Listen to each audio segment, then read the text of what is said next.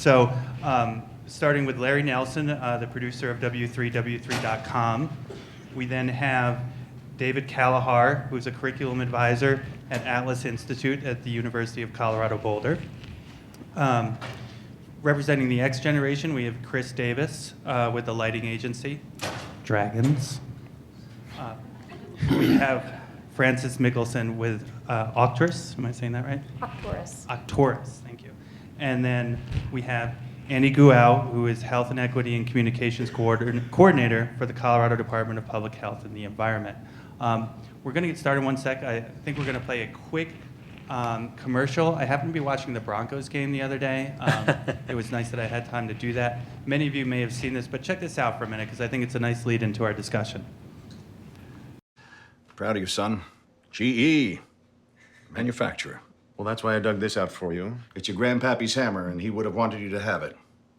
It meant a lot to him. Yes, GE makes powerful machines, but I'll be writing the code that will allow those machines to share information with each other. I'll be changing the way the world... You can't pick it up, can you? Go ahead. He can't lift the hammer. It's okay, though. You're going to change the world. So with that, please help me welcome this wonderful panel, and we'll start with Larry Nelson.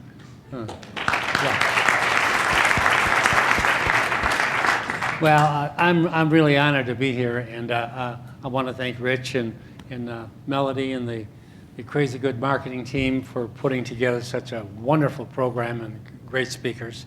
And am I supposed to do a little introduction now, or? All right. So anyhow, my wife and I, we formed this online business radio show. We archive everything, so you can listen to interviews that we did 3 years ago, 5, 8 years ago, and so on. And there's a number of people in the audience here that we've interviewed, and their interviews are archived up on our radio show. And it's really neat. We've got 5 kids. We have lived in 5 different countries and owned businesses. Pat and I were lifetime entrepreneurs, and we've started 12 different companies over the years. David? Okay. Well, my name's Dave Kalahar, and I'm the young baby boomer. I'd like to talk about what I like in a boss and a team. I got a diverse group. I think is really important. And I'm not talking just gender diversity, but ethnicity diversity too. You get to see things from different angles, different perspectives. And believe it or not, men and women don't always think the same. Okay, so I think diverse is very important. Brainstorming, it's great to get ideas, different perspectives, throwing them back and forth out there at each other. A bosses, you got good bosses are champions for their teams. Bad bosses uses the team to champion themselves. My A boss is somebody who is not intimidated, not afraid to go out there and hire somebody that's just as good as them or better in certain areas. They understand that it makes the team better and everybody looks better. So that's A boss is what I like there. Confident, people are confident in themselves and making decisions and taking action.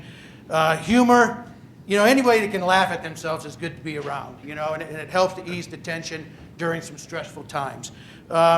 Listen, if they listen more and talk less, I think that means that they're sincere and they value your input. What I don't like about a boss, failure to inspire. These are people who create fear instead of generate enthusiasm. You're unable to collaborate or be a team player. Again, it's these people they use I instead of we, use people instead of developing them. And then fails to walk the talk. This is people, they want to just tell you what to do instead of show you what to do. They don't want to get their hands dirty. I like someone who's been there, done that, isn't afraid to get down and dirty. What I like in a work environment, happiness at work means productivity. So comfort, a lot of things can go into comfort, but I like dress code, a flexible one, okay?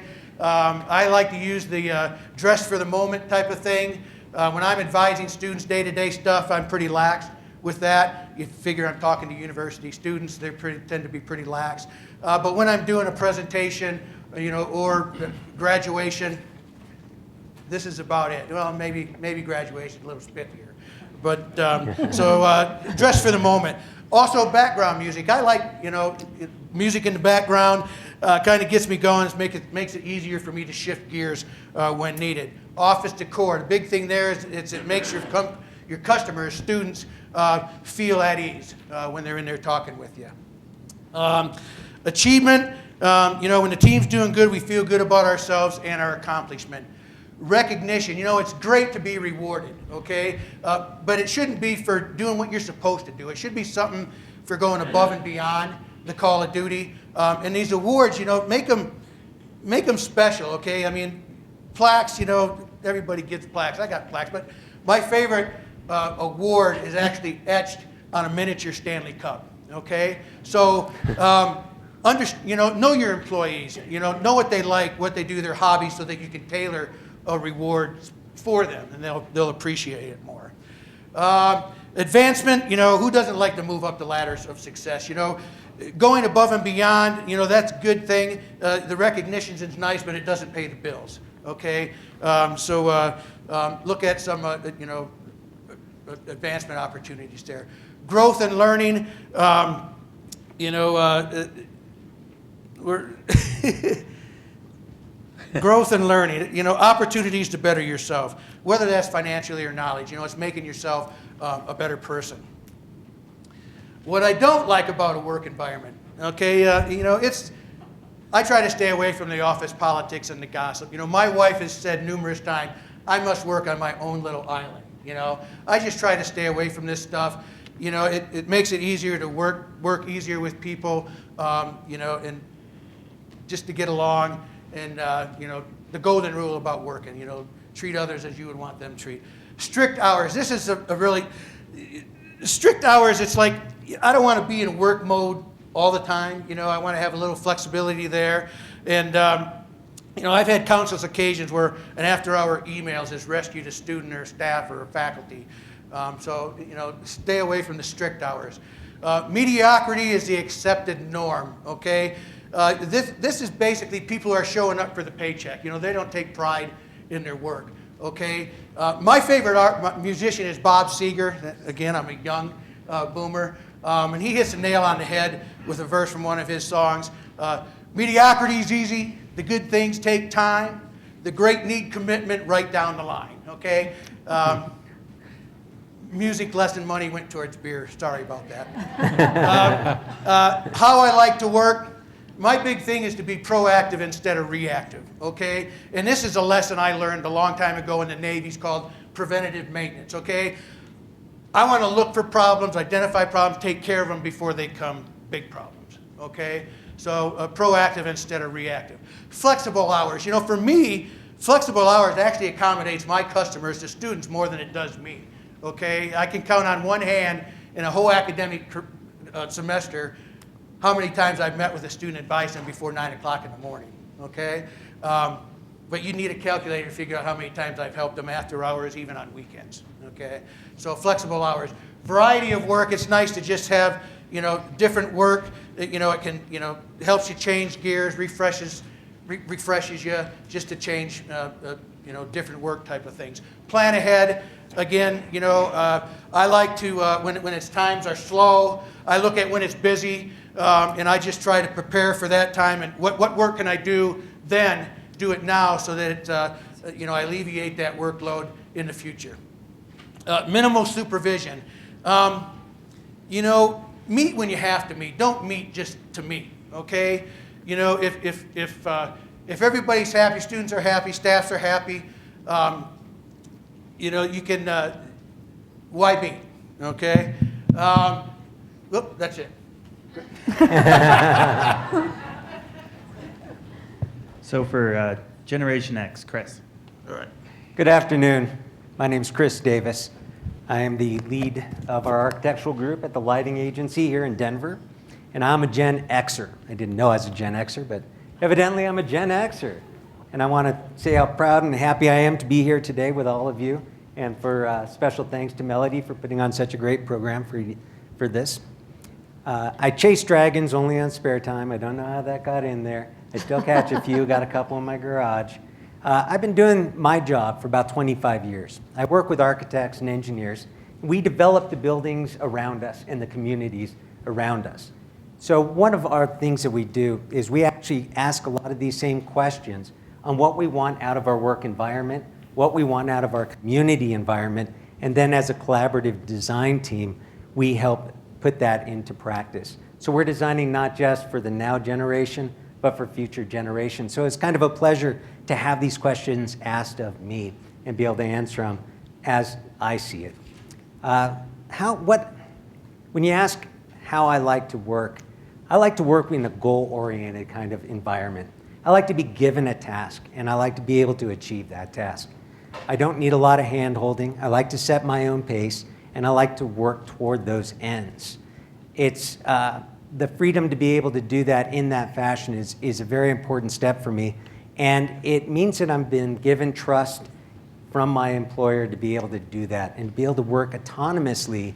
To me, that gives me satisfaction in what I like to do. How I don't like to work?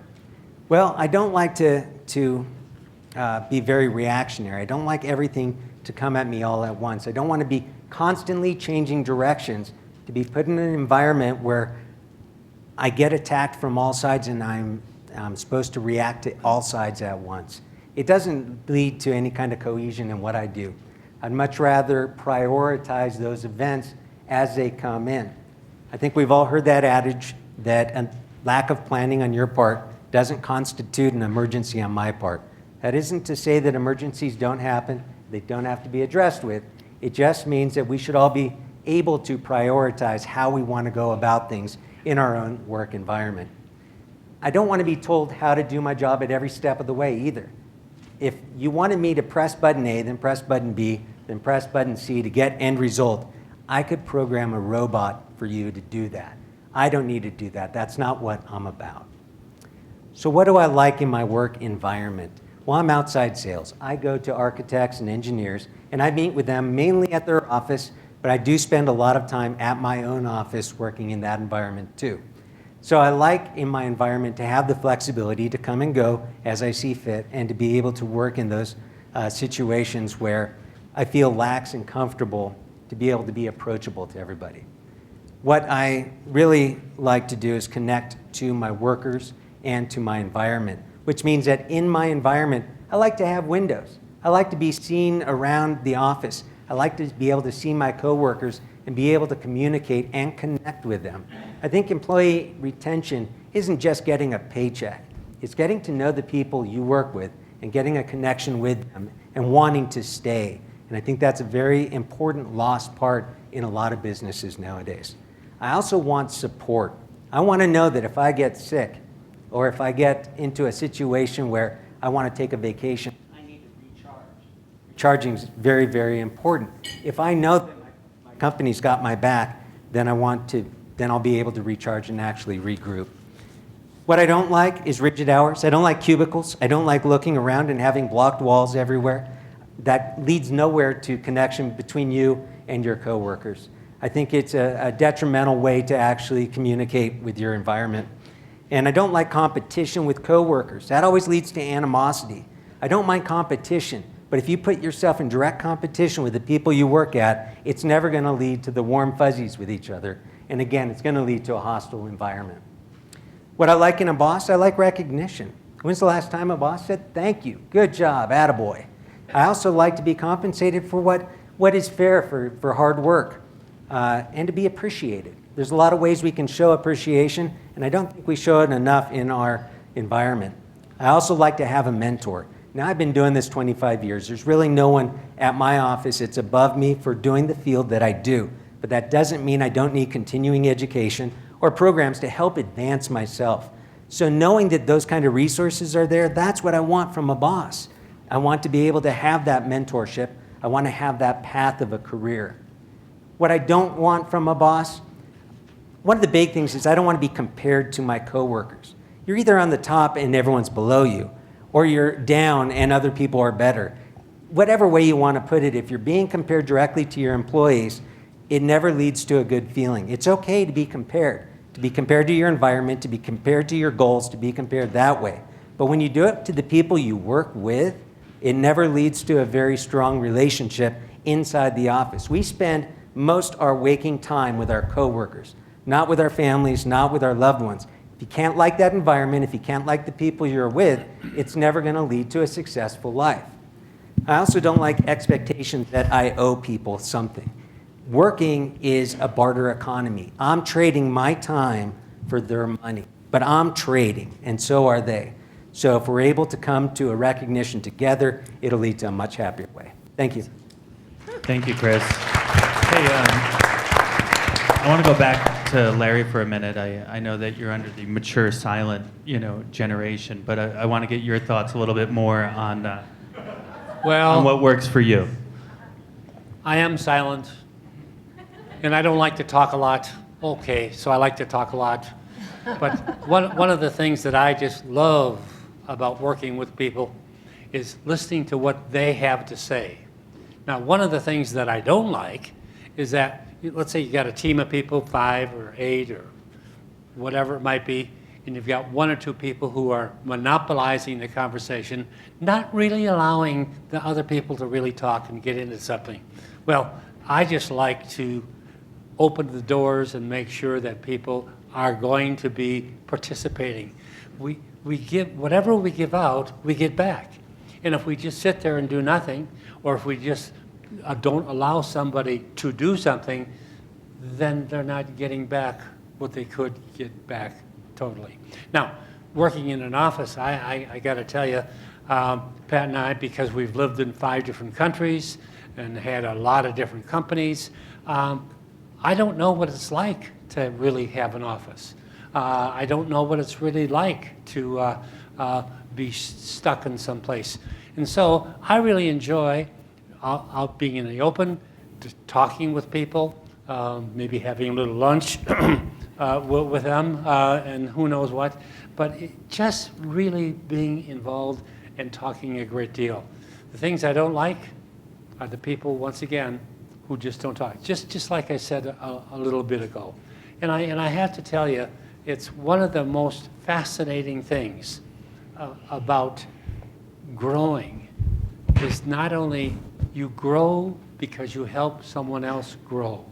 Now, whether that's your children, whether that's your coworkers, whether that's your team, whether that's your customers or clients, if you help them grow, you will grow.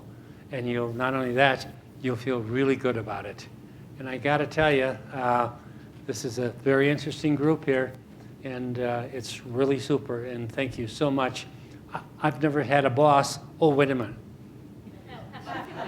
Oh, she doesn't like me to call her my boss, but she is, and we're business partners, and it's just kind of neat having it that way. Thanks. Thank you, Larry. Francis? Hi, I'm Frances Mickelson, and I am from Generation Y. I'm a director and advisor with AUCTORIS.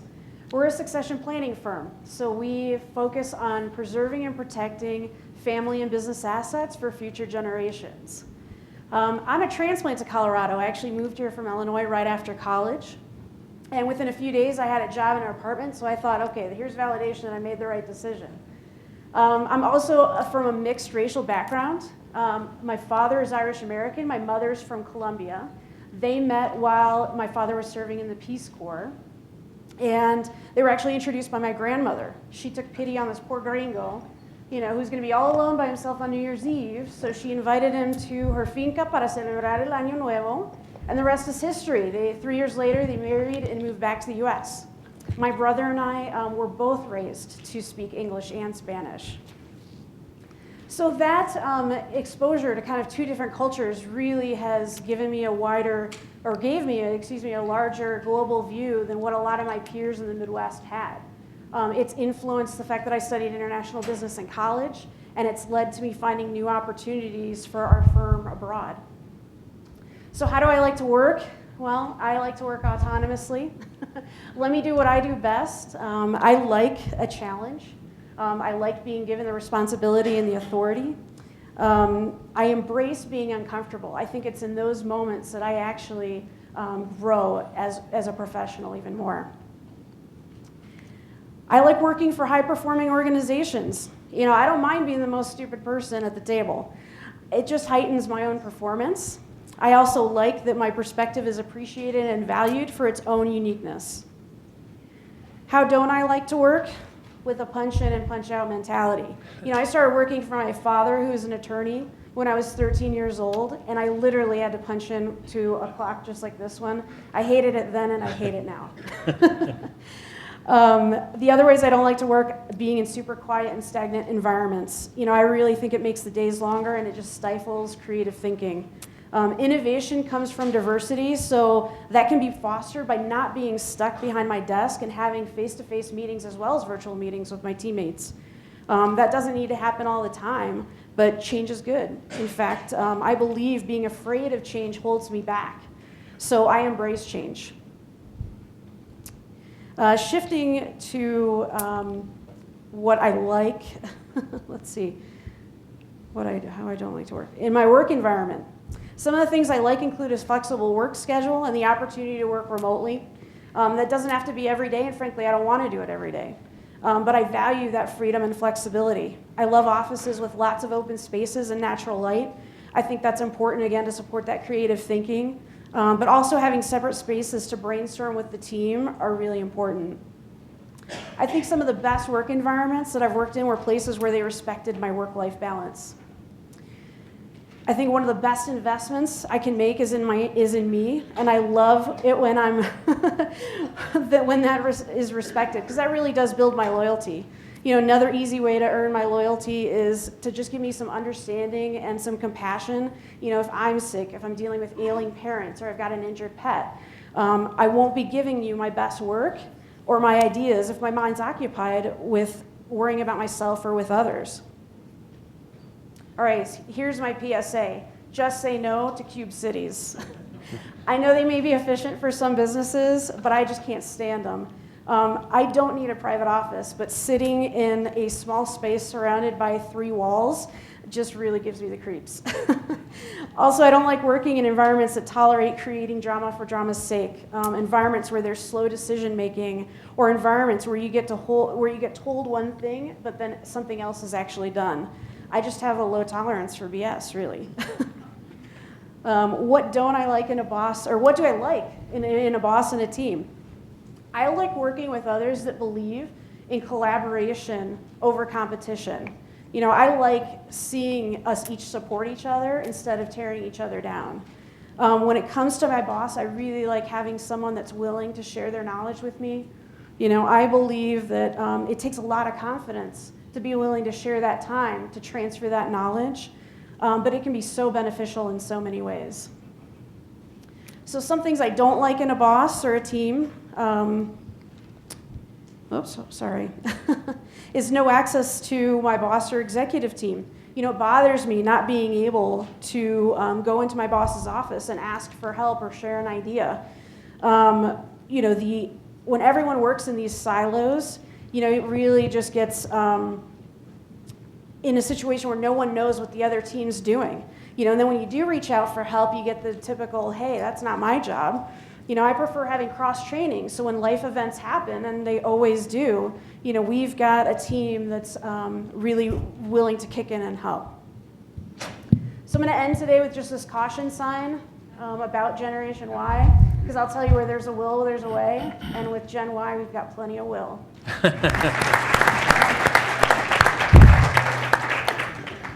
Great. Good afternoon. My name is Annie Guo, and I am representing the Millennial generation.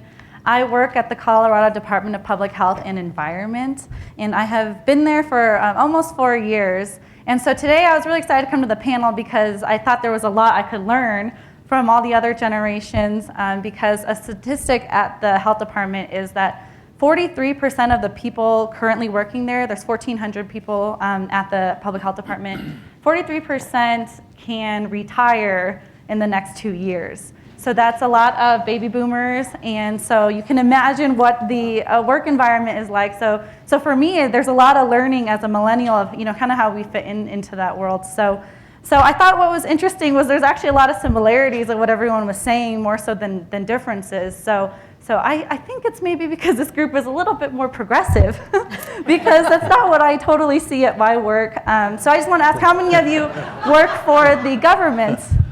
There's some people here at the government. So maybe that's more relatable to, we have a more shared experience.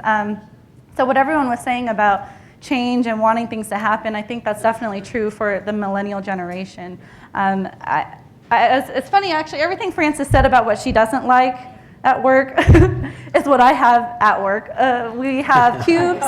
There's a lot of siloed work. I think in the government, we are all working on different programs, but really a lot of times we're trying to achieve the same thing. But because the way even the physical environment is set up, we aren't able to even communicate. And I think Chris talked about that too, is that when there's all these walls up, we're all just doing our own thing. So I thought that was interesting that there was a shared thing. And I also wanted to say that everything that David said would be a great boss for me. And so I was kind of looking, I was like, oh, I see, David works with students. So he knows really what this millennial generation is interested in. So similar, I like to work independently and feel that my boss can trust me and that I can make decisions for the team and for the projects that I'm working on. When I was looking at what I don't like, it's funny, I actually recently left the health department. And one of the big reasons I was there was because I was so passionate about the work. And Dawn spoke about this with public education before, but we're just so passionate about what we're doing there. And even though everything happens so slowly, we are all there because we love the work. And so I think for millennials, that is part of it. We want to feel like we're making a difference and that what we're doing matters. I was working on an advertising agency when I first graduated, and it was fun. It was young people. It was the Integer group in Lakewood, and we worked on Miller Coors, so there was free beers on Wednesdays. There was happy hours, but I did hit a point, which was still early in my career, where I was thinking, what impact am I really making on community, and is my work meaningful? So I made the move to switch over to the public health department. So 3.5 years in, I switched positions, and I had a boss that was kind of what everyone's describing, the boss you don't want. And so I just didn't really know what to do. And actually, that was the first time I ever felt like that saying, you can lead from any position in the room. I felt like that wasn't true, because I felt like I couldn't do anything about it. And I don't know if that's because the way we were set up is so bureaucratic that everything I did had to go through this person.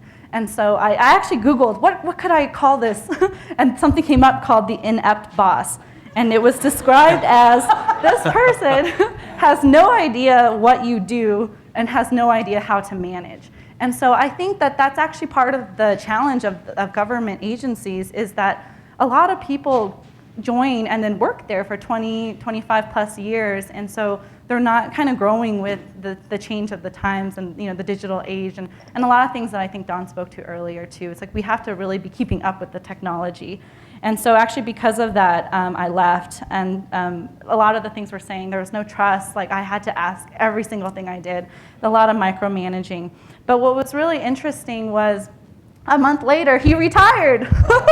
So they called me and they said, you were really great, we'd like you to come back. So I came back just 1 month later. So I don't know how the stars just all aligned, but my boss now is really great. And so some of those characteristics are just really feeling like she empowers the work that I'm doing, and there is trust there where I think Chris talked about this too, but when you're assigned a project, that they should trust that you know how to do it and really be able to let go and empower you to do the work. So I think that's all I had to say. There's a lot of things we were saying too about the flexibility. I like what David's saying about dress. I would like some flexibility to be able to dress, appropriately for what you're doing that day. That's not really the case where I work now, but I like that. And then also the flexibility of time, of really working when you have the time to work. And a lot of times that is at night or while you're on the move. And so always kind of being connected through the digital, the communications of the technology of our phones now. So thank you.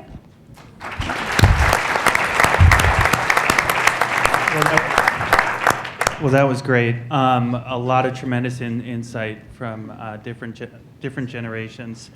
We also do know that apparently there will be some jobs available with the state coming up, so keep that in mind. But we're going to go into our next session, but can I please have some applause for this fantastic panel?